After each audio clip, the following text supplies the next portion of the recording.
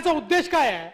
उद्देश एवढाच आहे अध्यक्ष महोदय की गेल्या 2 वर्षात सरकारने केलेल्या घोषणा आणि त्याचं अंमलबजावणी याचा काही संबंध नाही आहे. घोषणांमध्ये आपण नापास झालो. अध्यक्ष महोदय, आता शेतकऱ्यांच्या संदर्भात प्रचंड पुळका व्यक्त करणारे आणि लँड एक्विजिशन कायद्यावर गजहब करणारे, गजहब संपूर्ण देशामध्ये केदार साहेब काय गजब होता लँड एक्विजिशन कायद्यावर. आमच्या सरकारमध्ये आम्ही निर्णय केला होता, महाराष्ट्रामध्ये नथिंग डुईंग 4 पट देणार, 5 पट पण देणार, काय काळजीचं कारण नाही. समृद्धी महामार्ग का झाला? तुम्ही जाऊन ज्या गावामध्ये सभा घेतली होती जमिनी देऊ नका, त्या गावातल्या 1 माणसांनी सगळ्यात पहिले जमीन दिली. का दिली? कारण त्याला मोबदला दिला आम्ही, मोबदला. आता तुम्ही काय केलं?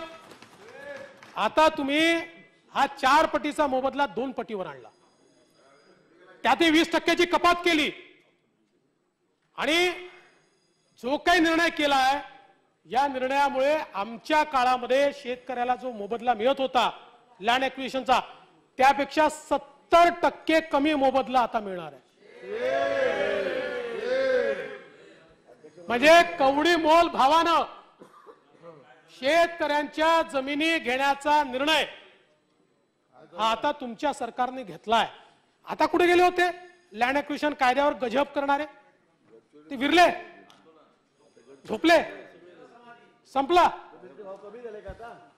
अध्यक्ष महोदय, खरं म्हणजे ही कोणाच्या सुपीक डोक्यातली कल्पना आहे मला माहिती नाही, पण मला या गोष्टीचा आनंद आणि समाधान आहे की आमच्या काळामध्ये जे लँड एक्विजिशन आम्ही केलं शेतकऱ्याला उचित मोबदला देऊन केलं, त्यामुळे अर्ध्याहून अधिक ठिकाणी आम्हाला लँड एक्विजिशन करावं लागलं नाही. आमच्या शिंदे साहेब समृद्धी महामार्गामध्ये एक्विजिशन फार कमी केलं आपण. लोकांनी स्वतः जमिनी दिल्या आणि कन्सेंटनी आपण त्या ठिकाणी त्यांच्या जमिनी घेतल्या, कन्सेंटनी सरळ खरेदीने घेतल्या. आता तुम्ही 70% कमी केल्यानंतर कोण कन्सेंट देणार आहे? कोण तुम्हाला कन्सेंट देणार आहे?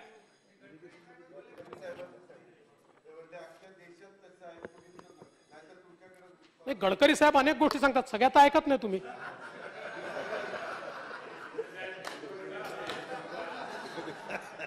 मला माहिती आहे त्यांनी काय काय सांगितलंय, त्यात काही ऐकत नाही तुम्ही, सोयीचं ऐकता. आणि ते त्यांनी वेगळ्या प्रकारे, मला माहिती आहे त्यांनी काय म्हटलं होतं, मी सांगेन ते दादांच्या उत्तरानंतर सांगेन.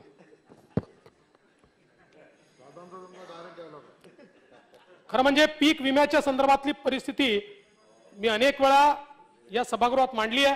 दादा भुसे एक मीटिंग घेणार होते, माझ्यामुळेच त्याला थोडा उशीर झालेला आहे, पण सगळी माहिती आता तुमच्याकडनं मी मागितलेली माझ्याकडे आली आहे. कारण मी विनंती केली होती माहिती द्या, ती आली आहे, त्याच्यावर करू. पण खरोखर गेल्या 2 वर्षामध्ये पीक विम्यापोटी आपल्याला पैसाच मिळाला नाही.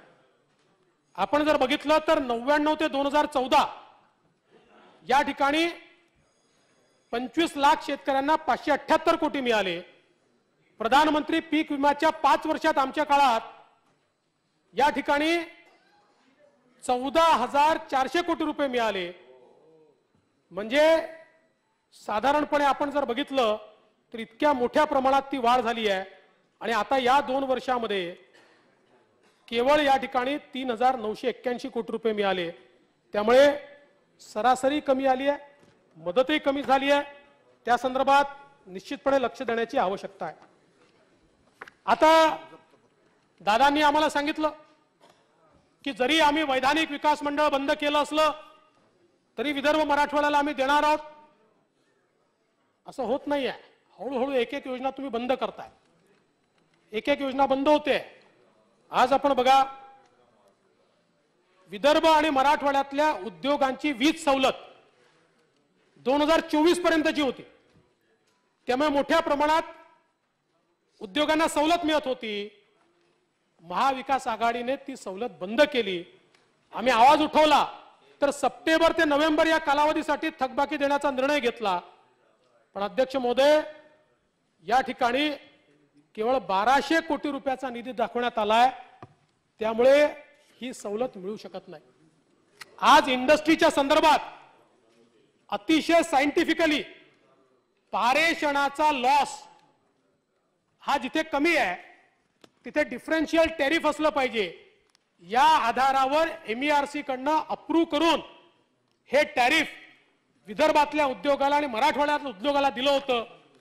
आज तुम्ही बघा आमच्या जालन्यामध्ये औरंगाबादमध्ये विशेषतः जे लोक स्टीलचं काम करणारे आहेत एका दिवसात ते इतक्या लॉसमध्ये यायला लागले कारण तुम्ही नॉर्मल टॅरिफ करून टाकलं त्यांचं.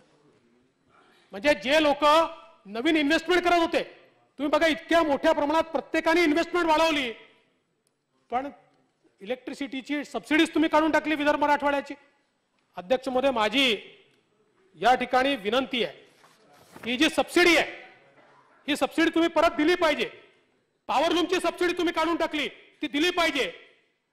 आणि एक चुकीचं चाललंय आता याला मंत्र्यांचा आशीर्वाद आहे अधिकारी करतायत मला माहिती नाही पण जिथे सबसिडी आहे दादा पॉवरची त्या ठिकाणी वस्त्रोद्योग असो हे असो कुठेही ते अधिकारी